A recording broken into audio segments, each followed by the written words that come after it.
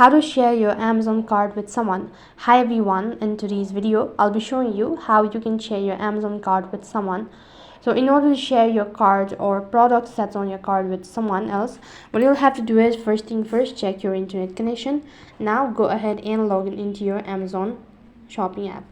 After you're logged in, make sure that you also have a product on your card, and to share your cart with someone else, go ahead and tap the card icon from the bottom, and here you can see this is how the interface is going to look like.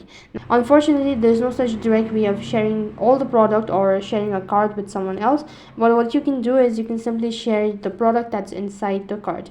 So all you have to do is just tap the product, and you'll be able to find the details. So click the share button from the top right hand side corner.